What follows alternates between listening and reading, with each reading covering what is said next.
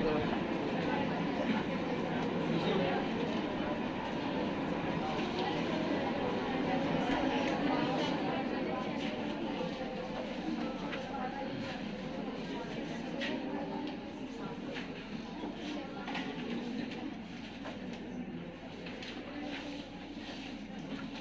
सबसे पहले लिखा हुआ है कि rate of flow of charge is defined as electric current.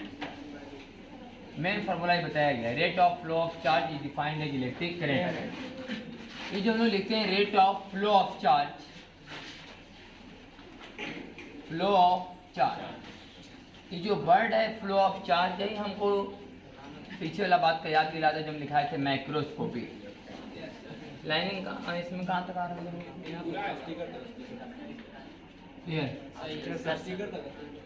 यहाँ इसको बोलते हैं हम लोग माइक्रोस्कोपिक। माइक्रोस्कोपिक एक बार पीछे बात हुआ था क्वांटाइजेशन ऑफ चार्ज के समय में, माइक्रोस्कोपिक और माइक्रोस्कोपिक। तो उस जो अब तक हम लोग पढ़ रहे थे था माइक्रोस्कोपिक, अब जो हम लोग पढ़ेंगे सब मैक्रोस्कोपिक, फ्लो ऑफ चार्ज। वास्तव में चार्ज के फ्लो होने वाला बात है नहीं, चार्ज का अमाउंट ज़्यादा हो जाएगा, बहुत ज़्यादा मात्रा में चार्ज फ्लो कर मतलब चलेंगे, हम लोग क्या नाम दे दिए हैं, फ्लो ऑफ चार्ज। जबकि चार्ज तो एक प्रॉपर्टी है जो किसी इलेक्ट्रॉन या प्रोटॉन के अंदर में है, और वो खुद क्या है, पार्टिकल। तो पार्टिकल फ्लो करने वाला बात नहीं, पार्टिकल मोशन में होंगे ऐसा हम लोग बोल सकते हैं। पार्टिकल फ्लो कर रहे हैं ये बोलना ठीक नहीं है, लेकिन बहुत सारे पार्टिकल जब चलते हैं तो हम लोग जब मतलब समझते हैं कि चार्ज जो है बहुत ज़्यादा जा रहा है, तो उसको हम लोग क्वांटाइजेशन ऑफ चार्ज को इग्नोर कर देते हैं और समझते हैं कि क्या हम लोग पढ़ रहे हैं, माइक्रोस्कोपिक। तो एक फॉर्मूला लिखा हुआ है कि rate of flow of charge is defined as electric current I बराबर डी क्यू बटा dt या डी क्यू बराबर आई डी। दोनों तरफ इंटीग्रेशन करेंगे तो यहाँ से निकलेगा चार्ज, यहाँ से निकलेगा करंट। अब इसी पर सवाल कराया हुआ है, या तो फिर यहाँ से आप लिख सकते हैं ऐसे भी कि डी क्यू बराबर ई डी में क्या क्यू हो गया ना, क्यू बराबर आई डी टी का इंटीग्रेशन। तो एवरेज करंट बराबर क्यू बाई टी, सही कि नहीं? ये क्या है, एवरेज वैल्यू ऑफ करंट, ये इंस्टेंटेनियस वैल्यू ऑफ करंट। तो एवरेज वैल्यू ऑफ करंट बराबर लिख सकते हैं हम लोग आई डी टी का इंटीग्रेशन, अब आई डी टी का इंटीग्रेशन। ये तो मोशन वाला चैप्टर के जैसा हो गया है कि नहीं? जैसे हम लोग पढ़ते कि एवरेज वेलोसिटी बराबर total displacement by total time, instantaneous velocity बराबर ds बटा dt, या ds बराबर फिर v dt का इंटीग्रेशन। और लिखते थे क्या, और क्या बचा हम लोग का, v बराबर ds बाई dt, ds बराबर v dt। यहाँ से लिख सकते हैं हम लोग, ये हो गया s बराबर इंटीग्रेशन v dt। तो s का मान यहाँ पर हम लोग पुट कर सकते हैं कि v dt का इंटीग्रेशन, और इसको लिख सकते हैं dt का इंटीग्रेशन।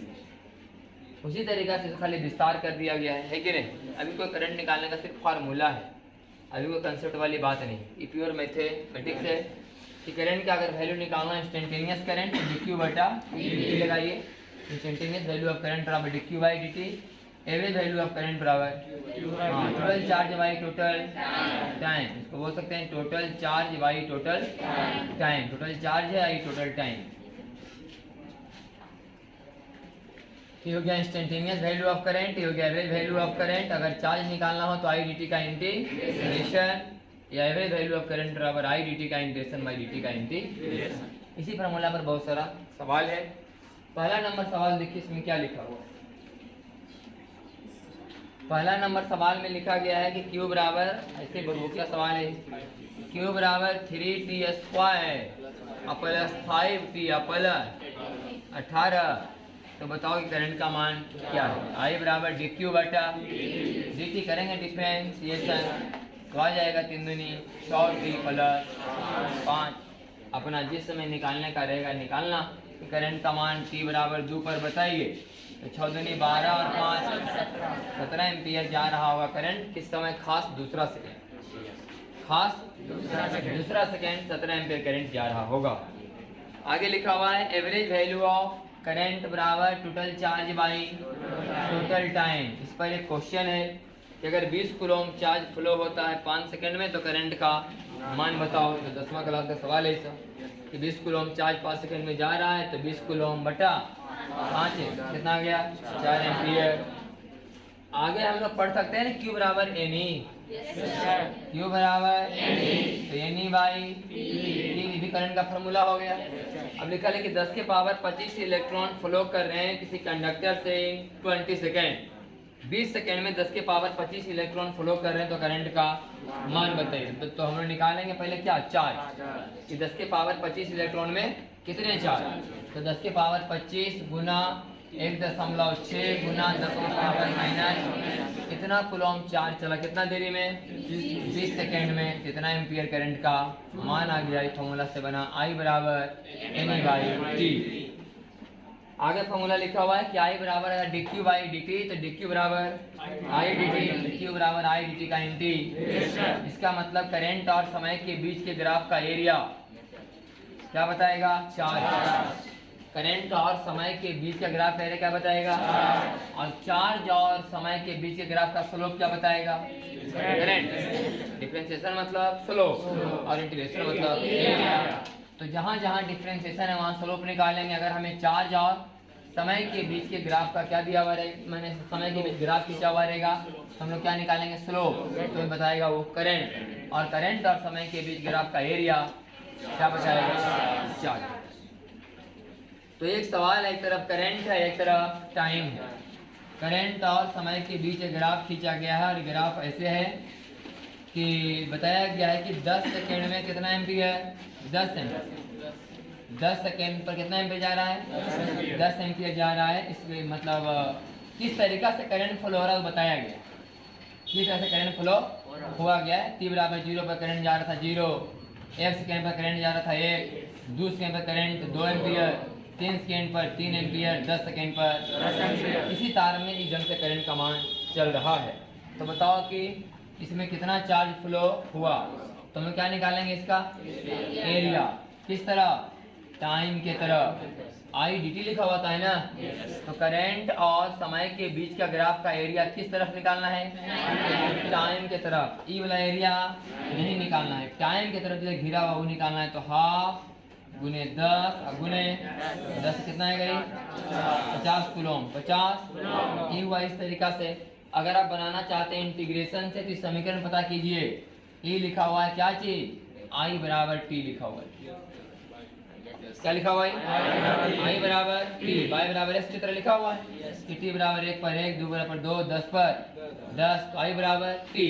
तो ऐसे कर लीजिए कि T dt का nt 0 से कहाँ तक 10 तक हो गया चार्ज बराबर I dt का इंटीग्रेशन, I का मान T है T का इंटीग्रेशन T²/2 0 से लेकर के अपने मान दीजिएगा तो 100/2 बराबर 50।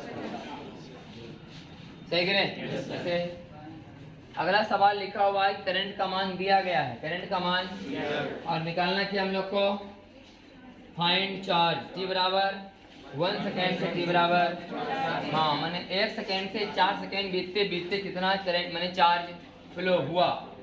तो लिखा हुआ है करंट बराबर 3t² + 2t + 10।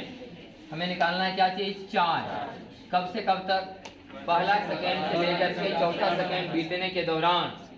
जब किसी तार में करंट इस तरीका से बह रहा होगा तो पहला सेकेंड से लेकर के चौथा सेकेंड बीतने के दौरान बीच में कितना चार्ज फ्लो हुआ। तो लिखेंगे Q बराबर I dt का इंटीग्रेशन 1 से लेकर के 4 तक, तो हो जाएगा 3t² का tq/3, 2t का t²/2 और 10 का 10t 10। पूरा कहानी खत्म। 1 से लेकर के 4 रखेंगे तो 4 का 16 चौका 64 और फिर 4 चौका और फिर 40, तो 40 और 64 और कितना 16 कितना आया 64 और 16 80 और उधर 40 120 में घटेगा 1 2 और 10 12 तो कितना में 108 कूलम। ये निकल गया हम लोग का क्या चार्ज।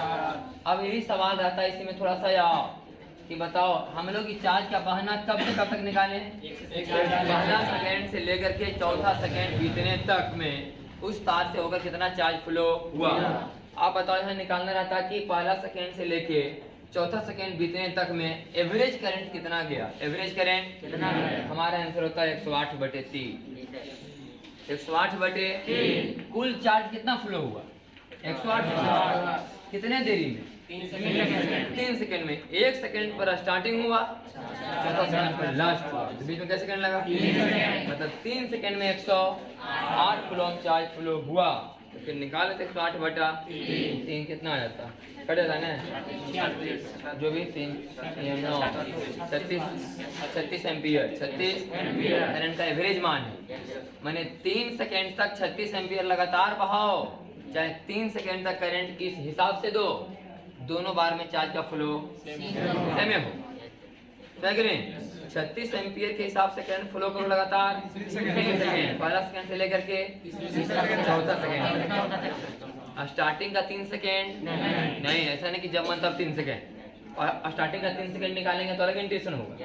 0 से 3 ऐसे है कि नहीं? तो पहला सेकंड से लेकर के चौथा सेकंड बीतने के दौरान उस 3 सेकंड में या तो करंट इस हिसाब से फ्लो करवाओ तो भी मतलब 3 सेकंड में 108 कूलम, या तो 36 एम्पियर के हिसाब से कांस्टेंट करंट जाने दो तो भी करंट का चार्ज का मान 108 कूलम। यही है। आगे फिर एक ग्राफ खींचा हुआ है चार्ज और किसके बीच? समय के बीच। तो चार्ज और समय के बीच का ग्राफ का स्लोप क्या बताएगा? करंट, क्योंकि I बराबर dq/dt। तो ये ग्राफ है, एक तरफ चार्ज है, एक तरफ टाइम। एक तरफ चार्ज और एक तरफ टाइम है। ग्राफ खींचा गया एक बार यहाँ 2 सेकंड पर कितना? 14 कूलम। 2 सेकंड पर इसका स्लोप निकालेंगे tan थीटा। tan थीटा पर 14/2 आ गया कितना? 7 एम्पियर। I बराबर dq/dt। फिर इस पर सवाल है, अभी जो करा रहे थे अभी तो करवाए, अभी किससे क्या निकलवाया था आपको? चार्ज। अब इससे हम क्या निकलवा दिए? फिर एवरेज करंट निकलवाए ना। अभी एवरेज करंट निकालने अब क्या किए? इस चार्जवा में समय से भागा दिए कि नहीं? इस चार्जवा का मतलब I dt का इंटीग्रेशन, I समय का मतलब dt का इंटीग्रेशन, ये तो करवाए 108/3। 108/3 वही सवाल इसमें है कि अगर मान लिया जाए करंट बराबर कितना हो? 2t+2।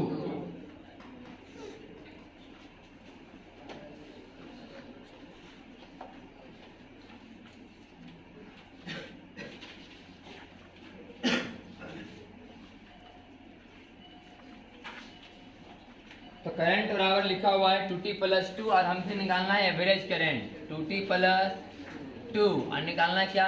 एवरेज करंट 0 से 5 सेकेंड में। तो सीधे क्या निकालेंगे हम लोग? पहले चार्ज। क्या निकालेंगे? चार्ज बोलो चाहे I dt का इंटीग्रेशन, बात एक ही निकल रहा है। 2t+2 dt का इंटीग्रेशन 0 से 5 तक 2t²/2 + 2t, इसका मान 0 से 25 और 5 दूनी 10, 25 10 35 कूलम चार्ज कितना देरी में? 5 सेकेंड में। कितना देरी में? 5 सेकेंड में। एवरेज वैल्यू ऑफ करंट बराबर 35/5, यही आएगा 7 एम्पीयर। वास्तव में 35 हो गया I dt का इंटीग्रेशन, I 5 हो गया dt का इंटीग्रेशन। 0 से 5 तक 5 जाएगा, 7 एम्पीयर आंसर है। अगला सवाल ध्यान से सुनिए। ये मोटा मोटी पूरा मोशन स्टेट लाइन जैसा कंसेप्ट था, अपना ध्यान दीजिएगा। इस पर बहुत बड़ा भी करंट का पढ़ा हुआ नहीं, यहाँ से ध्यान से सुनिए। वास्तव में करंट का फॉर्मूला था, हम तो आपको मैथमेटिकली लिखा है कि rate of flow of charge is defined as electric current. वास्तव में ठेठ में समझिए कि 1 सेकेंड में किसी भी स्थान से जितना कूलम चार्ज पास करता है वह हमारा करंट का वैल्यू देगा। सारा डिफिनेशन से वो तो मैथमेटिकली लिखा हुआ था ना कि rate of flow of charge is defined as electric current. I बराबर dq/dt। हम लोग स्टार्ट किए थे I बराबर dq/dt से, लेकिन बारीक समझिए तो करंट का सही मतलब है कि किसी एक फिक्स पॉइंट से 1 सेकेंड में जितना चार्ज वहां से फ्लो कर जाता है उस चार्ज को काउंट कर लीजिए, उसका वैल्यू निकाल लीजिए, वही हमारा कहलाएगा इलेक्ट्रिक करंट। तो हम किसी तार के एक पॉइंट पर बहुत बारीकी से गौर करके मतलब थोड़ा नजर गड़ा के देखेंगे कि 1 सेकेंड में वहां से कितना चार्ज गुजरता है। अगर वहाँ से 20 कूलम चार्ज 1 सेकेंड में गुजरा तो हम लोग कह दें कि तार में करंट का मान 20 एम्पीयर है। अगर हम मान लें कि वहाँ पर देखने वाली बात तो है नहीं, बस थ्योरेटिकल है, ऐसा थोड़े हम लोग वहाँ पर काउंट करेंगे क्या और देखेंगे एकदम गौर करके कि 1 सेकेंड में 20 एम्पीयर करंट जा रहा है, ये तो देखने वाली बात, वो तो मेजरमेंट करने के बाद पता चलता है कि 20 एम्पीयर करंट जा रहा है। बस ये थ्योरेटिकली है। यदि किसी तार पर हम किसी खास पॉइंट पर, किसी तार के किसी खास पॉइंट पर हम देखें कि 1 सेकेंड में कितना चार्ज वहाँ से फ्लो किया, जितना चार्ज 1 सेकेंड में फ्लो किया वही हमारा करंट है। कभी कभी हम लोग चार्ज नहीं देख पाएंगे, कभी कभी क्या देख पाएंगे, इलेक्ट्रॉन, कि 1 सेकेंड में कितना इलेक्ट्रॉन फ्लो किया, फिर इलेक्ट्रॉन से क्या निकाल लेंगे, चार्ज, फिर वही क्या कहलाएगा, करंट। अगर हम कितना देरी का बात कर रहे हैं, 1 सेकेंड का। एक कहानी ऐसा है कि इसमें लिखा गया है कि कोई चार्ज पार्टिकल है, जैसे इलेक्ट्रॉन नाभिक के चारों चक्कर लगाते हैं ना, वैसे कोई चार्ज पार्टिकल क्यों किसी r रेडियस वाले सर्कुलर पाथ पर भी वेलोसिटी से लगातार चक्कर लगा रहा है। एक plus Q charge r radius वाले सर्कुलर पाथ पर भी वेलोसिटी से लगातार चक्कर लगा रहा है। इस चार्ज का चलना इतना फास्ट होगा, इतना फास्ट कि आपको लगेगा कि यहाँ पर पूरा एक क्लाउड बन रहा है, जिसे पता है ना पंखा वाला बात।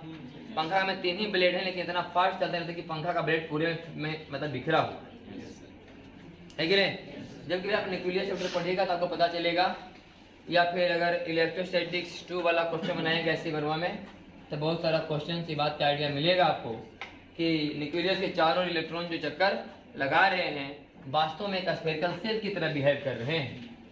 जैसे न्यूक्लियस है तो प्लस है, यहाँ कौन चक्कर लगा रहे हैं, इलेक्ट्रॉन, अब बाकी तो स्पेस खाली है, यहाँ पर कौन चार्ज फैला हुआ, इलेक्ट्रॉन पूरा में फैला हुआ है।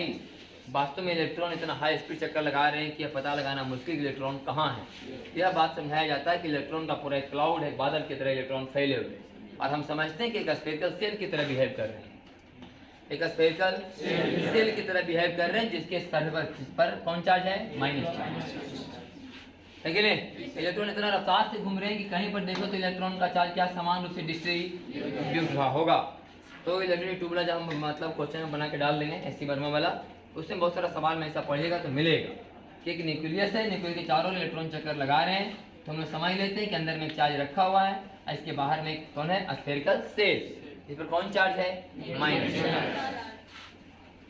तो ये बात यहाँ पर समझो, यहाँ पर इलेक्ट्रॉन चक्कर लगाते रहते हैं, यहाँ पर क्या कोई प्लस चार्ज है जो चक्कर लगा रहा है, यहाँ पर ये कोई रास्ता नहीं, कोई कंडक्टर नहीं, यही मत समझना कि कंडक्टर के अंदर में चक्कर लगा रहे हैं, बस ये अपने खुद एक पार्टिकल अपने ही मतलब खुद अकेले क्या कर रहा है, रिवॉल्व कर रहा है।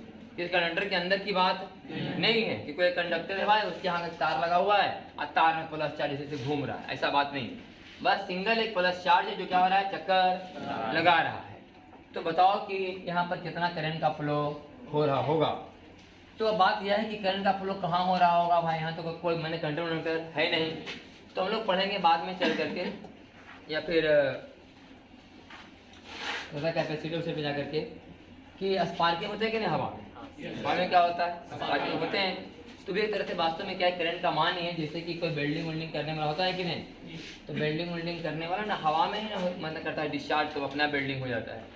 हवा बिल्डिंग करने वाला जो है छड़ लगाता है, फिर जाकर वहाँ पर टच करेगा, है कि नहीं, वो टच करता उड़ता, टच करेगा तो शॉर्ट लड़ जाएगा, टच करेगा तो जल्द धर लेगा, फिर वो छुड़वाएगा। बिल्डिंग करते करते ना कभी उसका जो पतला तार है क्या होगा उसमें सट जाएगा, और हाँ सट गया तो कहानी खत्म, फिर नहीं होगा बिल्डिंग। तो सटना नहीं चाहिए, वो हमेशा दूर रखता है 3 mm, कितना mm, 3 mm दूरी रखता है, उतने दूरी पर यहाँ पर इतना वोल्टेज आते रहता है उसमें, क्या वो जो है जिसको बिल्डिंग करना है वो मतलब ठंडा इधर से गर्म, उतनी दूरी में इतना पोटेंशियल डिफरेंस पैदा कर देता है, वहाँ पर अपने आप स्पार्किंग शुरू हो जाता है। और वही अगर सट गया तो फिर बिल्डिंग होना बंद हो जाएगा, फिर उसको छोड़ाना पड़ता है काट करके, यहाँ से काटता है अपना वो तो कट हाथ में रहता है, कट मैंने लाइन काट दिया, उसके बाद उसको छोड़ा दिया, 3 mm का दूरी रखता है, वहीं पर अपना आप मतलब स्पार्किंग होना शुरू हो जाता है। और वही मैंने जिसका आँख कमजोर है तो 3 mm का नहीं रख पाने के कारण वो फिर लाइट लगाता है, चश्मा वाला, ताकि वो सब लाइट नहीं दिखाई दे, खाली टू दी पॉइंट वहीं दिखाई दे, ताकि गैप को अच्छा से मेंटेन हो कर सके। तो हवा में भी मतलब जो है चार्ज अपना फ्लो हो रहा है, हमें बताना है कि हमें कितना करंट चल रहा है। हम एक बेसिक बात से चलते हैं, हम इस पॉइंट पर नज़र गड़ा के रखेंगे कि 1 सेकेंड में यहाँ से कितना चार्ज फ्लो करता है। इस पॉइंट पर हम लोग नज़र गड़ा के रखेंगे और यह पता करेंगे कि एक सेकेंड में यहाँ से कितना चार्ज फ्लो करता है। अब देखिए वो तो चार्ज है, तो कितना चार्ज फ्लो करता है तो बात हो नहीं सकता। हम ही भले कर सकते हैं कि यही वाला चार्ज कितना बार फ्लो करता है, कितना चार्ज फ्लो करता है, बात सही देखिए। वो तो चार्ज में प्लस क्यू, इसका मतलब यही वाला चार्ज कितना बार फ्लो करता है, वही हमारा क्या कहलाएगा, करंट। मैंने जितना बार फ्लो करेगा उतना गुने क्यू। अगर हम यहाँ पर नजर गड़ा के देखें मतलब आसान से, तो 1 सेकंड में अगर ये 10 चक्कर लगाया, कितना लगाया 10 चक्कर, तो करंट बराबर 10, करंट बराबर 10 क्यू। अगर हम यहाँ पर गौर से देखिए पता चला कि 1 सेकंड में 20 चक्कर लगाया तो करंट बराबर 20 क्यू। तो इसका मतलब करंट बराबर हो गया नंबर ऑफ रेवोल्यूशन पर सेकेंड गुना क्यू। हुआ कि नहीं? करंट बराबर नंबर ऑफ रेवोल्यूशन पर सेकेंड गुना क्यू, मतलब चार्ज गुने फ्रीक्वेंसी, चार्ज गुने अब न्यू से लिखेंगे, एफ से लिखो, जो से लिखो, क्या से लिखा हुआ है, फ्रीक्वेंसी लिखा हुआ डायरेक्ट, क्या लिखा हुआ है, चार्ज गुने फ्रीक्वेंसी बराबर करंट। अब फ्रीक्वेंसी का उल्टा 1 बटा टाइम पीरियड, तो चार्ज बटा टाइम पीरियड, टाइम पीरियड का मतलब दूरी बटा चार्ज, दूरी बटा चार्ज बराबर समय। तो 1 चक्कर लगाने में कितना दूरी तय करेगा, 2 पाई आर, 2 पाई आर कितने चार्ज से, तो 2 पाई आर हो गया दूरी, अभी हो गया चार्ज, दूरी बटा चार्ज बराबर मैंने आंसर बराबर क्यू भी बटा 2 पाई, क्यू भी बटा। 3 तरह का सवाल इसमें रहेगा। पहला सवाल रहेगा फ्रीक्वेंसी दिया हुआ रहेगा तब आंसर निकालो, दूसरा रहेगा स्टार का टाइम पीरियड दिया तब आंसर निकालो, तीसरा रहेगा रेडियस और वैल्यू, तो यहाँ से निकालना क्यू गुने भी बटा 2 पाई। तो जब भी कभी कोई चार्ज पार्ट के रिवॉल्व कर रहा हो तो उसका टाइम मतलब करंट निकालने का फॉर्मूला चार्ज गुने फ्रीक्वेंसी, चार्ज बटा टाइम पीरियड, या क्यू गुने भी बटा 2 पाई आर। एम करीम से बनाएगा, सवाल इसमें मिले। हो गया ना क्लियर? इधर आगे वही सब बताया गया कि चार्ज स्केलर है, सब पीछे पड़े थे हम लोग। एक तरफ से 3 एम्पियर आ रहा है, एक तरफ से 4 एम्पियर, कितना हो जाएगा 7 एम्पियर, 7 एम्पियर ना। फिर इधर 4 एम्पियर आ रहा है, इधर 3 एम्पियर जा रहा है, तो बचा कितना 1 एम्पियर। इधर से कितना आया 4, इधर कितना गया 3, इधर कितना निकला 1 एम्पियर, 1 एम्पियर ना। इधर से आया क्या एम्पियर, इधर से गया, इधर कितना निकला 7 एम्पियर। समझ आया कि नहीं? तो इस तरीके से बताया गया कि चार्ज क्या है, स्केलर। चार्ज क्या है, वही लिखा हुआ है। इलेक्ट्रिसिटी जो है टेंसर क्वांटिटी, बच्चे में लिख दिया क्या है, स्केलर। हाँ, टेंसर तो मतलब नहीं है, करंट और कौन एक होता है मोमेंट ऑफ इनर्शिया। किताब में लिखा रहता है टेंशन के बारे में, उससे कोई लेना देना नहीं है। स्केलर समझना है, लिखा it depends upon direction but it does not follow triangle law of vector addition. शुरू में पढ़े थे हम लोग कि करंट वेक्टर के नियम का पालन नहीं करता, इसके पास मैग्नीट्यूड भी है या भी है, लेकिन ये वेक्टर के नियम का पालन नहीं करता, इसलिए करंट क्या है, स्केलर। अब ऐसे भी लिखा है कि आई बराबर क्यू बाई टी फार्मूला होता है, चार्ज भी स्केलर और टाइम भी, तो स्केलर बटा स्केलर बराबर। आगे लिखा हुआ है कि इलेक्ट्रिक करंट फ्लो करते हैं higher potential to main current जो हम लोग का स्टार्ट होगा पेज नंबर कहाँ से 8 से, पेज नंबर हाँ, इसे बेसिक पॉइंट में थोड़ा ध्यान देते चलिएगा अभी तक 7 तक। पेज नंबर 8 से मेन कहानी स्टार्ट हुआ करंट का, इसे जो छोटा छोटा पॉइंट है याद रखना पड़ेगा। लिखा हुआ है कि इलेक्ट्रिक करंट फ्लो करता है हमेशा higher potential to lower potential. Electric current goes from higher potential to lower potential, माने विद्युतीय धारा का प्रवाह हमेशा उच्च विभव से निम्न विभव की ओर होता है, उच्च विभव से निम्न विभव की ओर होता है। कैसे, तो जाके जब हम धीरे धीरे बढ़ेंगे तो पता चलेगा कौन हाई वोल्टेज है और कौन लो वोल्टेज है। अभी खाली याद करना, इलेक्ट्रिक करंट का प्रवाह हमेशा हाई पोटेंशियल से लो पोटेंशियल, जैसे पानी का प्रवाह हाई लेवल से लो लेवल, हीट का प्रवाह हाई टेम्परेचर से लो टेम्परेचर होता है, उसी तरीका से चार्ज का प्रवाह हमेशा हाई पोटेंशियल से लो पोटेंशियल होता है। आगे लिखा हुआ है कि इलेक्ट्रिक करंट 2 तरह के होते हैं, स्टेडी करंट और अनस्टेडी करंट। स्टेडी करंट उसे बोला गया है जो कि टाइम का फंक्शन नहीं है, मतलब टाइम पर डिपेंड, मतलब डीसी करंट। कौन current, DC current, direct current बोलते हैं डीसी करंट, जिसमें समय के हिसाब से करंट का मान बदलता नहीं है, समय कुछ भी बीते मैंने करंट का मान हमेशा क्या चलेगा सेम, तो ऐसा करंट को हम क्या बोलते हैं स्टेडी करंट। स्टेडी करंट और अनस्टडी में लिखा हुआ है it is a function of time. अगर करंट का मान समय के अनुसार बदलता है क्या बोलते हैं? अनस्टडी। एसी नहीं बोलना है, अनस्टडी बोलना है। एसी करंट अनस्टडी का एक एग्जाम्पल है। एसी करंट क्या है? अनस्टडी करंट का एक एग्जाम्पल है एसी। इसमें साफ पता चलता है कि करंट का मान धीरे धीरे कम और ज्यादा हो रहा है कि नहीं? करंट का मान समय के साथ साथ कम और ज्यादा भी हो रहा है। ये हो गया अनस्टडी करंट। अनस्टडी करंट का मतलब AC current. AC current unsteady current का एक एग्जाम्पल है। कोई जरूरी नहीं कि अनस्टडी करंट ऐसा ही रहे। कैसों की जो खाली करंट का मान समय के साथ साथ बदलना चाहिए। मान लें इधर करंट है, इधर टाइम है, हम ग्राफ खींच लें ऐसे, ये भी कौन करंट कहलाएगा? Unsteady current. कभी करंट का मान कुछ और है, कभी करंट का मान 0, कभी करंट का मान कुछ और है। मैंने खाली ग्राफ ऐसा नहीं होना चाहिए, एक तरफ करंट एक तरफ टाइम। अगर ग्राफ ऐसा तो क्या कहलाएगा? Study current. मैंने समय कुछ भी बीत जाए करंट का मान चेंज होने वाला नहीं है, क्योंकि स्टडी अगर बदल रहा है तो। और अनस्टडी का एक एग्जांपल है एसी। तो बाद में पढ़ेंगे हम लोग, अभी पढ़ेंगे हम लोग डीसी। क्या पढ़ेंगे हम लोग? डीसी। आगे लिखा हुआ चार्ज कैरियर। चार्ज कैरियर्स का मतलब आवेश वाहक। चार्ज कैरियर का मतलब आवेश वाहक। वास्तव में चार्ज एक प्रॉपर्टी है। वास्तव में क्या है? चार्ज एक प्रॉपर्टी है। चार्ज किसी के अंदर का गुण है, जिसके अंदर का गुण है उसे चार्ज कैरियर कहते हैं। वास्तव में चार्ज क्या एक प्रॉपर्टी है। तो जिस पार्टिकल के अंदर ये गुण पाया जाता है उस पार्टिकल को हम लोग बोलते हैं चार्ज कैरियर। क्योंकि वो पार्टिकल अगर है तो उसके अंदर चार्ज वाला गुण है, वो पार्टिकल चलेगा तो हम लोग बोलेंगे चार्ज चल रहा है। तो इसीलिए हम उसको बोलते हैं चार्ज कैरियर्स, उन पार्टिकलों को जिसके अंदर में चार्ज की प्रॉपर्टी है। क्योंकि जब तक पार्टिकल नहीं चलेगा तो हम लोग ये नहीं बोल सकते कि चार्ज चल रहा है, क्योंकि वास्तव में चार्ज कोई वस्तु नहीं है। चार्ज क्या है? गुण है, प्रॉपर्टी है जो किसी के अंदर है। तो सबसे पहले बताया गया कंडक्टर के बारे में कि चालक पदार्थ में चार्ज कैरियर्स कौन है? Free electron. चालक पदार्थ में जब हम बोलते हैं कि चार्ज फ्लो कर रहे हैं, इसका मतलब इलेक्ट्रॉन फ्लो कर रहा है। इलेक्ट्रॉन को जिम्मेवारी है कि चार्ज को एक जगह से दूसरा जगह तक लेके जाए।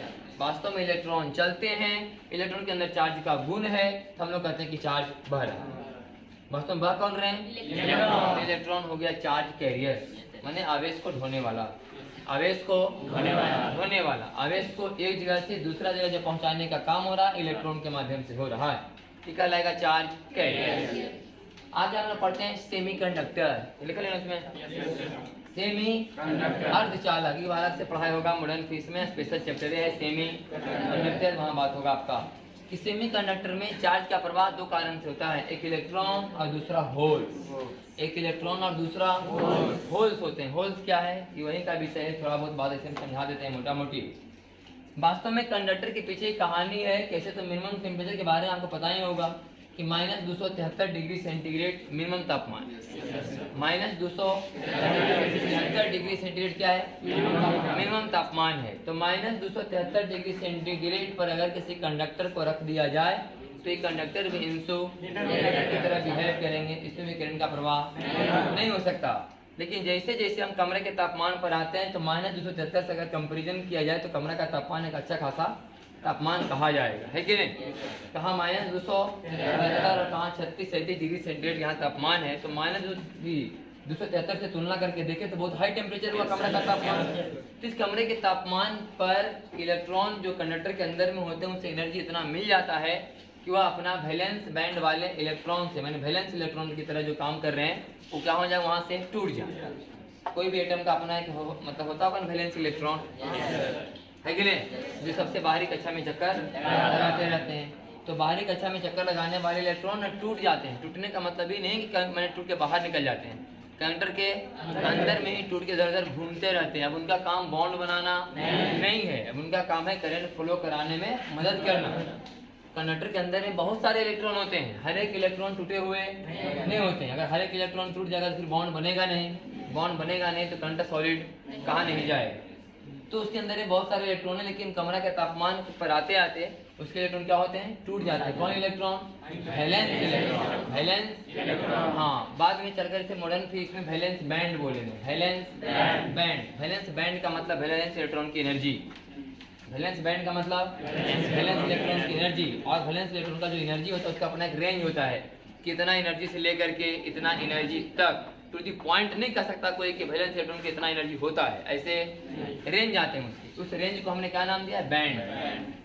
क्योंकि टू दी पॉइंट एनर्जी नहीं है, कोई नहीं बोल सकता कि वैलेंस इलेक्ट्रॉन के पास 2.3 इलेक्ट्रॉन वोल्ट एनर्जी है, ऐसे नहीं बोल सकता है कि 2.3 से लेकर 2.6 तक है, बस समझ कि नहीं। एक पट्टी मिलता है एनर्जी का, एक बैंड मिलता है, बैंड मतलब पट्टी हम लोग पढ़ेंगे 10वीं क्लास में लाइट चैप्टर में, है कि नहीं, या स्पेक्ट्रम में, हाँ बैंड मिलते मतलब पट्टी।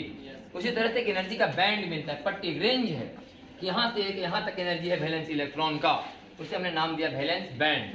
लेकिन हम लोग समझ जाते हैं कि वैलेंस बैंड का मतलब वैलेंस इलेक्ट्रॉन की एनर्जी के बारे में चर्चा हो रहा है। तो हम लोग जब वहाँ बोलते हैं वैलेंस बैंड बोलेंगे तो समझना कि अभी इलेक्ट्रॉन टूटा उठा नहीं है, अभी चक्कर लगा ही रहे हैं इलेक्ट्रॉन नाभिक के चारों ओर, सबसे बाहरी कक्षा में जो इलेक्ट्रॉन है। लेकिन उसी को हम जब बोल देंगे कंडक्शन बैंड, क्या बोल देते हैं वहाँ, कंडक्शन बैंड बोलेंगे मॉडर्न फिजिक्स में, तो समझ जाएगा कि अभी इलेक्ट्रॉन गया। अब टूटा हुआ इलेक्ट्रॉन का भी एनर्जी का अपना एक रेंज होगा, ऐसा नहीं कि टूट गया तो इतना ही एकदम होगा, कोई साफ मतलब आप वैल्यू आप बता नहीं सकते टू दी पॉइंट, किसी पॉइंट के बारे में कोई वैल्यू के बारे में इंडिकेट नहीं कर सकते कि हाँ भी अब जो इनका एनर्जी इतना हो गया, वो भी क्या आएगा, एक रेंज। और वो जो इलेक्ट्रॉन है अब कंडक्शन करने के काबिल हो गए हैं, अब मैंने करंट फ्लो कराने के काबिल हो गए हैं, तो उनकी एनर्जी को बोलते हैं कंडक्शन बैंड। कंडक्शन तो वैलेंस बैंड बोलने तो समझ जाना कि आउटर मोस्ट ऑर्बिट वाले इलेक्ट्रॉन अभी इस काबिल नहीं है कि करंट फ्लो कराने में मदद कर सके, लेकिन हम बोल दें कंडक्शन बैंड तो समझ जाना कि इलेक्ट्रॉन इस काबिल हो गए हैं कि अभी करंट फ्लो कराने में हमारी मदद करेंगे। एनर्जी कहाँ से मिलता है इनको, रूम टेम्परेचर से, इनको गर्म करने की जरूरत नहीं है। ऐसा नहीं कि हमने कंडक्टर को गर्म किया है एनर्जी देने के लिए, गर्म नहीं किया है, कमरे के तापमान पर उनको इतना एनर्जी मिल जाता है। उस एनर्जी को हम लोग फिर बोलते हैं ऊर्जा अंतराल, ऊर्जा forbidden energy gap, forbidden energy gap. ये जो फॉरबिडन एनर्जी गैप है कंडक्टर में क्या होता है, बहुत कम है कि नहीं, हल्का फल्का भी रूम टेम्परेचर बढ़ा उतना एनर्जी मिला, इलेक्ट्रॉन टूट गए और वो करंट फ्लो कराने में मतलब मदद करने के काबिल हो गए। मैंने जब उनको बैटरी से जोड़ा जाएगा, ऐसा नहीं कि इलेक्ट्रॉन फ्री है तो एकदम करंट चलेगा शुरू हो जाएगा। जितना भी करंट है इसमें यहाँ दिख रहा है सबके अंदर इलेक्ट्रॉन फ्री है कि नहीं, जब तक इन्हें बैटरी से जोड़ा तब तक करंट चलेंगे, लेकिन अंदर में इलेक्ट्रॉन टूटे हुए हैं, बस में कि नहीं, इधर तक इलेक्ट्रॉन घूम फिर रहे हैं, ऐसा नहीं कि नहीं रुके हुए इलेक्ट्रॉन चल रहे, लेकिन करंट का झटका में लगने वाला अभी नहीं है। क्यों नहीं लगेगा, बाद में डिस्कस करेंगे इसके बारे में। तो ये हो गया हम लोग का कंडक्टर के बारे में बात कि वैलेंस बैंड वाला इलेक्ट्रॉन वास्तव में होता क्या, वहाँ लिखाया जाएगा कि कंडक्टर के जो सबसे आउटर मोस्ट ऑर्बिट में इलेक्ट्रॉन थे वैलेंस बैंड, उस समुच्चय का समुच्चय क्या होते हैं, टूट जाते हैं। ऐसा नहीं कि अक्का दुक्का टूटा, ऐसा नहीं, लगभग सभी इलेक्ट्रॉन, इसलिए हम लोग कहते हैं ना कि कंडक्टर के अंदर में ज्यादा फ्री इलेक्ट्रॉन है, कंडक्टर के अंदर में ज्यादा फ्री इलेक्ट्रॉन है, इसलिए अच्छा मैंने कंडक्टर क्या है, अच्छा है मतलब करंट ले जाने में, इसका नाम पड़ा कंडक्टर चालक, है कि नहीं। सेमी कंडक्टर में ही गड़बड़ी है, सेमी कंडक्टर के जो इलेक्ट्रॉन है वैलेंस बैंड वाले वो जल्दी टूटते हाँ, कमरा के तापमान पर इक्का दुक्का इलेक्ट्रॉन टूटेगा, 10 के पावर 20 एटम में से का एटम के इलेक्ट्रॉन टूटेंगे, है कि नहीं। अब इक्का दुक्का इलेक्ट्रॉन टूट के अगर फ्री हो भी जाएगा, उनको बैटरी से जोड़ा जाएगा तो कितना चार्ज का फ्लो करा पाएगा। तो वहाँ पर कहानी ऐसे समझाया जाता है कि जो वैलेंस बैंड से इलेक्ट्रॉन मैंने उछल के कहाँ चला गया, कंडक्शन बैंड में। उछल के मतलब क्या चला गया, रहना तो वहीं है, बस एनर्जी उसको इस काबिल मिल गया है कि अब वो टूट गया है, अब वो बॉन्ड बनाने में बिजी नहीं है, अब वो करंट फ्लो कराने में मतलब भागीदारी देगा। तो वो जो इलेक्ट्रॉन है इक्का दुक्का ज्यादा नहीं है, तो इलेक्ट्रॉन जिस जगह से टूट के आए हैं वहाँ एक वैकेंसी खाली हो गया, वहाँ एक स्पेस बच गया है, उसे हम लोग होल बोलते हैं, उसे हम लोग क्या बोलते हैं, होल। अब वो जो वैलेंस बैंड के अंदर में जो होल बचा खाली जगह, वो सारे आसपास के इलेक्ट्रॉन को अपने तरफ खींचना, तो होल क्या होगा कि फिर कोई इलेक्ट्रॉन को अपने तरफ, तो फिर एक इलेक्ट्रॉन का ट्रांसफर होगा और होल अगला जगह वहाँ चला जाएगा। तो वास्तव में ट्रांसफर हुआ इलेक्ट्रॉन, लेकिन दिखाई तो देगा होल, इसलिए हम लोग वहाँ पर बोलेंगे होल करंट। क्या बोलेंगे, होल करंट। उसमें दो तरह का करंट चलता है, होल करंट और इलेक्ट्रॉन वाला करंट। एक वो वाला इलेक्ट्रॉन जो टूट के फ्री हुआ वो तो करंट फ्लो करेगा, और उसके टूट के फ्री होने के कारण अंदर में एक वैकेंसी बना, वो वैकेंसी भी अपने आसपास के इलेक्ट्रॉन को अपनी ओर खींच रहा है, उस कारण से इलेक्ट्रॉन और ट्रांसफर हो रहे हैं। तो वास्तव में वो भी करंट इलेक्ट्रॉने का है, लेकिन दिखाई कौन देगा, होल। लगेगा हम लोगों की होल अपना जगह बदल रहे हैं, वास्तव में होल अपना जगह नहीं बदल रहे हैं, होल यहाँ से वहाँ नहीं गए चल करके, होल यहाँ थे, यहाँ पर डेवलप हो गए हैं, यहाँ पर बंद हो गए। चला है इलेक्ट्रॉन ही चला है, तो देखिए उसका नाम देते हैं हम लोग क्या, होल करंट। वही होल है जो हमें करंट का फ्लो करवाता है, समझा कि नहीं। तो सेमीकंडक्टर में दो कारण से करंट का प्रवाह होता है, एक इलेक्ट्रॉन और एक होल। इलेक्ट्रॉन मतलब फ्री इलेक्ट्रॉन, इलेक्ट्रॉन मतलब और दूसरा एक होल।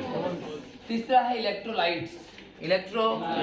हाँ, मैंने बहुत सारे केमिकल्स हैं बैटरी के अंदर में, बहुत सारा केमिकल है, पानी डाला हुआ है, उसके अंदर भी आयंस होंगे। उसके अंदर में क्या होंगे, आयंस होंगे, कुछ पॉजिटिव आयंस और कुछ नेगेटिव आयंस। वो आयंस किसी लिक्विड वाले मतलब मैंने कंडक्टर के अंदर में करंट का फ्लो करवाते हैं। वैसा कंडक्टर जो क्या हो, लिक्विड फॉर्म, वैसा कंडक्टर जो क्या हो, लिक्विड फॉर्म में हो, उसके अंदर करंट का फ्लो कौन करवाते हैं, आयंस। वही लिखाया गया है चार्ज कैरियर के बारे में कि मतलब कंडक्टर के अंदर में फ्री इलेक्ट्रॉन कहलाते हैं चार्ज कैरियर, सेमी कंडक्टर में फ्री इलेक्ट्रॉन और होल कहलाते हैं चार्ज कैरियर, और इसमें इलेक्ट्रोलाइट्स में वैद्युत अपघट्य पदार्थ में जो केमिकल्स होते हैं, जो कंडक्टर होते हैं, उनके अंदर में कौन होते हैं, आयंस करंट का फ्लो करवाते हैं। हमें तो पढ़ना है अभी कंडक्टर के बारे में, हमें क्या पढ़ना है अभी, बाद में देखा जाएगा इलेक्ट्रोलाइट्स और सेमी कंडक्टर पढ़ाया जाएगा, और इलेक्ट्रोलाइट्स का पढ़ाया जाएगा केमिकल इफेक्ट ऑफ करंट। तो बात शुरू करते हैं कंडक्टर का। तो बताया गया कि कंडक्टर के अंदर में क्या होते हैं, फ्री इलेक्ट्रॉन। तो जब कोई कंडक्टर को हम लोग फ्री इलेक्ट्रॉन को, जब कोई कंडक्टर को हम लोग बैटरी से क्या कर देते हैं, जोड़ते हैं, दिखाया गया है ना। किसी बैटरी का इस तरह से दिखाना का मतलब बार बार हम बताते थे कि इसको बोलते हैं प्लस, इसको बोलते हैं, और हर एक प्लेट का अपना अलग अलग वोल्टेज होता है। इस प्लेट का अलग वोल्टेज, इस प्लेट का, ये वाला हाई वोल्टेज होता है और ये वाला, और फिर हाई वोल्टेज में लो वोल्टेज को घटाते हैं, जितना वोल्टेज घटा के आता है उसे बोलते हैं पोटेंशियल डिफरेंस।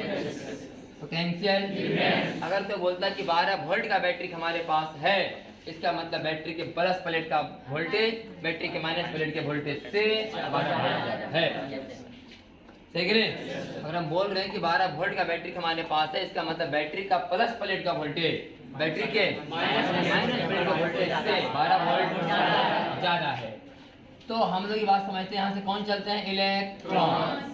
यहाँ से इलेक्ट्रॉन, इसके अंदर में फ्री चार्ज कैरियर्स कौन है, हाँ, इलेक्ट्रॉन चार्ज कैरियर से इलेक्ट्रॉन चलते हैं, करंट का फ्लो करवाते हैं।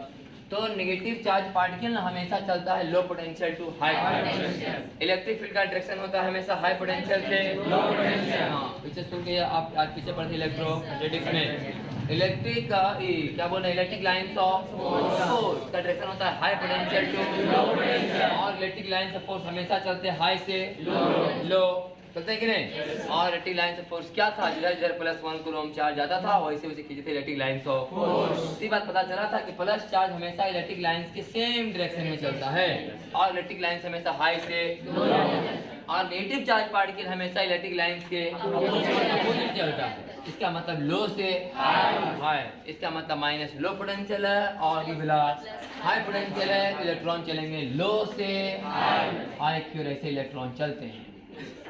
इलेक्ट्रॉन इस प्रकार से फ्लो होता है बैटरी के नेगेटिव पोटेंशियल से बैटरी के पॉजिटिव पोटेंशियल की ओर, lower potential to higher potential, ऐसे चल रहे हैं कौन, इलेक्ट्रॉन। लेकिन हमारा ऐसा मानना है, माना गया है, लोगों ने किताब लिखा यही तरीका से, यही पैटर्न पर, हम लोग की बात मान रहे, कोई देखने नहीं गया कि करंट का प्रवाह किधर होता है, हाई से लो। माना हुआ बात, किसी ने करंट को देखा नहीं है।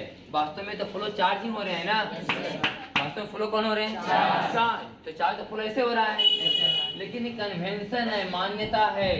मैंने सिलेबस को आसान बनाने के लिए, क्वेश्चन को आसानी से सॉल्व करने के लिए लोगों ने माना है करंट का प्रवाह किधर से किधर हो रहा है, हाई से लो पोटेंशियल, लेकिन वास्तव में इलेक्ट्रॉन जा रहे हैं लो से हाई। हाँ, तो हमने अपने सिलेबस को और आसान बनाने के लिए इस इलेक्ट्रॉन के चार्ज को नेगेटिव के बजाय क्या मान लिया, पॉजिटिव, और इलेक्ट्रॉन को नाम दे दिया पॉजिट्रॉन का, पॉजिट्रॉन का नाम दे दिया। वास्तव में सब कहानी कुछ सही है नहीं। अपने सिलेबस को हमने आसान बनाने के लिए करंट और चार्ज के डायरेक्शन को सेम करने के लिए, ताकि एक के बारे में करंट बोले चाहे चार्ज बोले, बच्चों को लेकर सब इसी डायरेक्शन में बोला जाता है। नहीं तो फिर अलग अलग बोलना पड़ेगा ना, चार्ज बोलेंगे तो इधर से बोलना पड़ेगा, करंट बोलेंगे इधर से बोलना पड़ेगा। इसे हमने अपने सिलेबस को आसान बनाने के लिए इलेक्ट्रॉन को हम लोग नेगेटिव इलेक्ट्रॉन ने क्या मान लिए हैं, पॉजिटिव इलेक्ट्रॉन, और नाम दिया गया पॉजिट्रॉन। पॉजिट्रॉन पर चार्ज इलेक्ट्रॉन के चार्ज के बराबर ही होगा और मास भी इलेक्ट्रॉन के मास के बराबर। हाँ, पॉजिट्रॉन का मतलब ये नहीं कि प्रोटॉन, प्रोटॉन अलग है और पॉजिट्रॉन दोनों पर चार्ज भले सेम है पॉजिट्रॉन और प्रोटॉन पर, लेकिन मास सेम नहीं है। पॉजिट्रॉन का मतलब हुआ इलेक्ट्रॉन का मास, पॉजिट्रॉन का मास मतलब इलेक्ट्रॉन का मास। सब कहां इलेक्ट्रॉन वाला, खाली माइनस की जगह पॉजिट्रॉन, और प्रोटॉन का तो अलग है मास। इसका मास होगा 9.1 गुना 10 की पावर माइनस 31 किलोग्राम और चार्ज 1.6 गुना 10 की पावर माइनस 19 किलोग्राम। और हम समझते हैं कि पॉजिट्रॉन यहाँ से कहाँ चलेगा, इधर, और करंट भी चलेगा इधर। वास्तव में सच्चाई ऐसा भी कभी होता हाँ, लेकिन हम आज के बाद जब भी क्वेश्चन सॉल्व करेंगे तो बहुत बारीकी से अगर हमको दिखाने का मतलब रहा तो इलेक्ट्रॉन के सहारे भी दिखाएंगे, नहीं तो हम लोग अगर रफली दिखाना चाहेंगे तो हमेशा क्या दिखाएंगे, हाँ, कि प्लस चार्ज जा रहे हैं ऐसे दिखाएंगे, माइनस चार्ज बाकी आ रहे होंगे। जहाँ जहाँ हम दिखाएंगे प्लस चार्ज माना कि माइनस चार्ज आ रहे होंगे, लेकिन अपने सिलेबस को आसान बनाने के लिए ताकि चार्ज का डायरेक्शन और करंट का डायरेक्शन दोनों सेम चले, हम लोग इलेक्ट्रॉन को क्या मान के बनाएंगे, पॉजिट्रॉन। ठीक है ना, यही बात इस पेज में समझाया गया है। पेज नंबर क्या में 5 होगा ना क्लियर। पेज नंबर 6 में बताया गया है कि कंडक्टर के अंदर में x इलेक्ट्रॉन पर सेकेंड जा रहे हैं, x इलेक्ट्रॉन तो बताओ कि डायरेक्शन ऑफ करंट और करंट का मान बताओ, डायरेक्शन ऑफ करंट और करंट का। अब बताओ कि x इलेक्ट्रॉन पर सेकेंड जा रहे हैं, मैंने 1 सेकंड में कई इलेक्ट्रॉन, कितना चार्ज, x नहीं, 1 सेकंड में अगर 20 कूलम चार्ज जाता है तो करंट बराबर 20 एम्पीयर। 1 सेकंड में किसी तार से 25 कूलम चार्ज गया तो करंट बराबर 25। अगर किसी कंडक्टर में 1 सेकंड में 15 इलेक्ट्रॉन गए तो करंट बराबर 15 गुना ई, 15 गुना तो x इलेक्ट्रॉन पर सेकंड जा रहा है तो करंट बराबर x गुना ई। लेकिन इलेक्ट्रॉन जा रहा है कि प्रोटॉन, इलेक्ट्रॉन, इसका मतलब करंट का डायरेक्शन इसका उल्टा होगा। करंट का डायरेक्शन हमेशा इलेक्ट्रॉन के डायरेक्शन के अपोजिट लिया जाता है। जिधर से नेगेटिव चार्ज पार्टिकल चलते हैं करंट का डायरेक्शन हमेशा उसका अपोजिट लिया जाता है, जिधर से पॉजिटिव चार्ज पार्टिकल चलते हैं करंट का डायरेक्शन उसी डायरेक्शन में लिया जाता है। यहाँ पर साफ साफ लिखा गया है कि डायरेक्शन ऑफ करंट होगा B2A, जबकि इलेक्ट्रॉन जा रहा है A2, लेकिन करंट का मान कितना होगा, कितना होगा 5। अगर इलेक्ट्रॉन जाते तो 5 ही, 10 आते तो 10 ही, जा रहे हैं तो x। फिर लिखा है बाई प्रोटॉन पर सेकेंड, बाई प्रोटॉन B2A है ना डायरेक्शन B2A, इसका मतलब सही है, करंट भी जाएगा B2A। करंट का डायरेक्शन हमेशा उस तरफ होता है जिधर पॉजिटिव चार्ज पार्टिकल या आयन चलते हैं, करंट का डायरेक्शन हमेशा उसके अपोजिट होता है जिधर नेगेटिव चार्ज पार्टिकल या आयन चलते हैं। तो ऊपर वाले सवाल में कौन चल रहे थे, इलेक्ट्रॉन, करंट का डायरेक्शन हमने क्या ले लिया, उल्टा। और दूसरा में कौन चल रहे हैं, प्रोटॉन, तो हमने करंट का डायरेक्शन ले लिया जिधर जा रहे हैं प्रोटॉन उधर ही, और चार्ज फिर से कितना होगा बाई। अब एक सवाल है, थ्योरेटिकल सवाल है, ऐसा होता नहीं भैया, बस थ्योरी है कि कंडक्टर में x इलेक्ट्रॉन पर सेकेंड जा रहा है A से B की ओर, अब बाई प्रोटॉन पर सेकेंड जा रहा है B से A की ओर। अब बताओ इसके अंदर में कुल करंट का मान कितना होगा, तो x इलेक्ट्रॉन पर सेकेंड के चलते x, अब बाई प्रोटॉन पर सेकेंड के चलते y, लेकिन दोनों करंट का डायरेक्शन सेम ही होगा, समझ आएगा ना। ऊपर वाले सवाल में करंट का डायरेक्शन B2A, नीचे वाले सवाल में भी B2A, अब दोनों सवाल जुटेगा भी तो B2A, सही कि नहीं।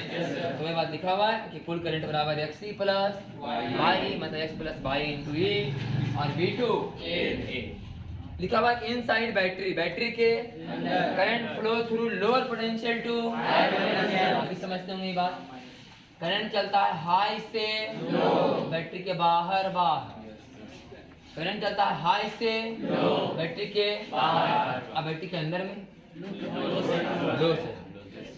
लो से हाई। करंट का डायरेक्शन जो हम लोग पढ़ते हैं कि करंट का प्रवाह हमेशा हाई पोटेंशियल से कहाँ होता है, बाहरी सर्किट में, एक्सटर्नल सर्किट में हमेशा हाई से, अब बैटरी के अंदर देखा जाए तो लो से करंट वाला।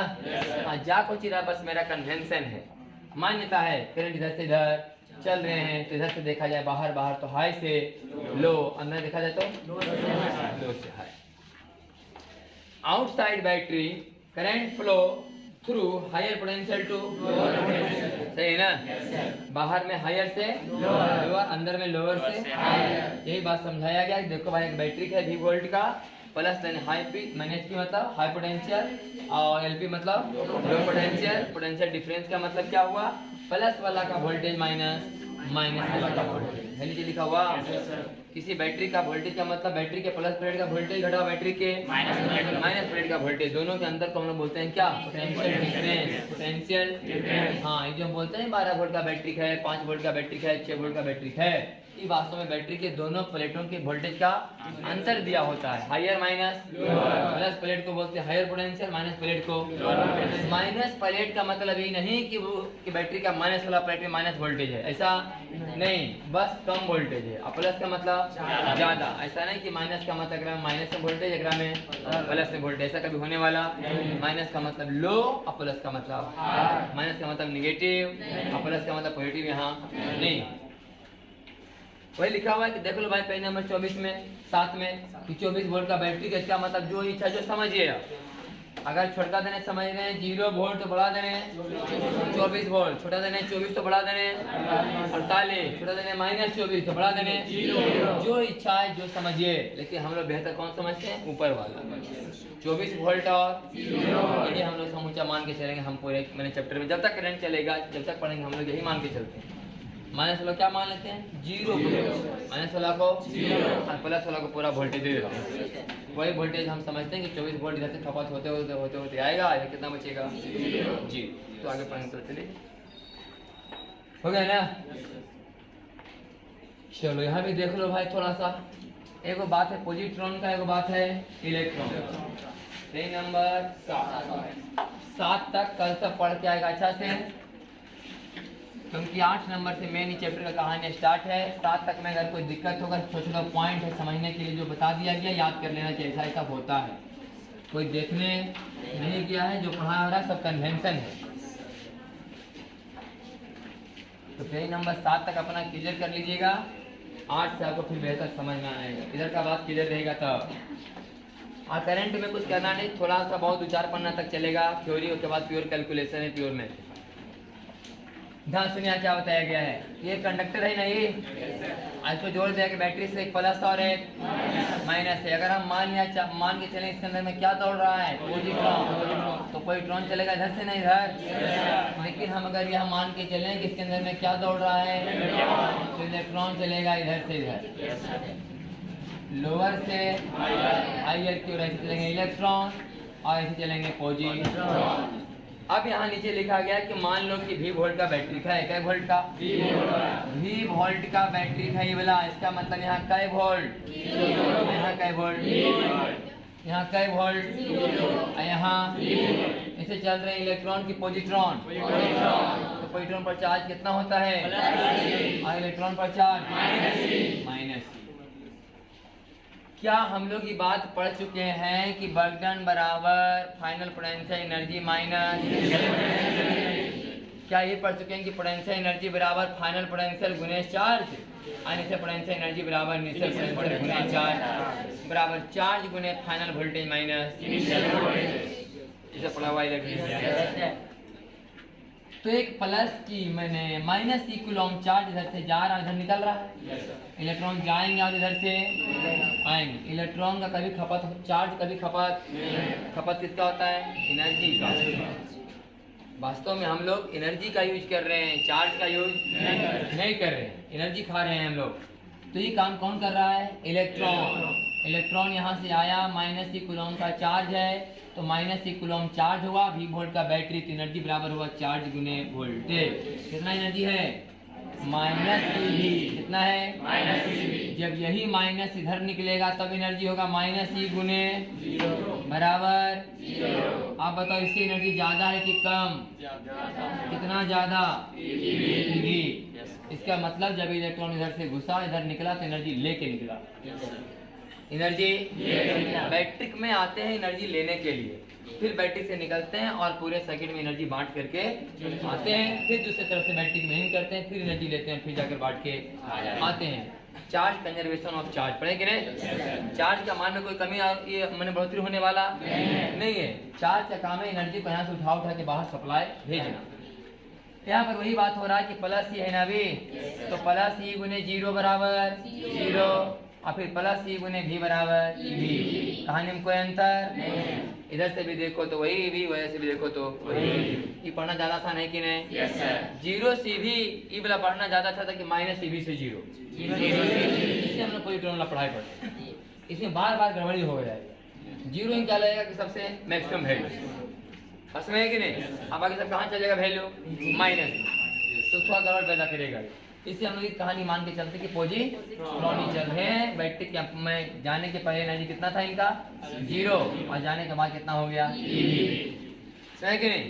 तो इस तरह से आप सोचो कि अगर एक पॉजिट्रॉन गया तो कितना हुआ एनर्जी? ईवी। बैटरी कितना एनर्जी दिया? ईवी। किसको? पॉजिट्रॉन। अगर 2 पॉजिट्रॉन जाता तो 3 हो जाता तो n हो जाता। एनी मतलब क्यू, एनी मतलब क्यू है कि नहीं? मतलब जितना चार्ज बैटरी की एक तरफ से घुसे दूसरा तरफ निकल जाए उतना चार्ज गुने भी, इतना एनर्जी बैटरी दे देता है। इसका मतलब बैटरी ने इतना काम किया, बैटरी की एनर्जी दिया मतलब बैटरी ने काम किया। हम अगर अपना एनर्जी किसी को दे रहे हैं इसका मतलब हमारा एनर्जी लॉस हो रहा है, हम काम कर रहे हैं।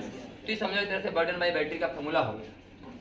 बर्डन बाई बैटरी का फॉर्मूला हो गया क्या? क्यू वी, कि कितना मतलब कि चार्ज बैटरी अपने अंदर से जाने के लिए दिया है, जितना चार्ज गया होगा उतना गुने भी, है कि नहीं? तो क्या करेगा? Burden by battery. और कभी कभी क्यू का मान नहीं देंगे, क्यू बराबर क्या निकालेंगे हम लोग? मिलेगा VIT, सही कि नहीं? फिर वही VIT में हम लोग समय से भगा देते तो पावर बराबर VI। समझ आया कि नहीं? तो 10वां क्लास करते हैं तो मैंने पढ़ाई है, मान क्लियर यहाँ तक? तो मोटा मोटी बात है, क्लियर हुआ? पेज नंबर 7 तक रहने दो सब, यहाँ तक पहले एक बार क्लियर कर लेगा। पेज नंबर 7 तक मेन पढ़ाई कल से स्टार्ट होगा, यहाँ से मेन करेंट स्टार्ट है पेज नंबर 8।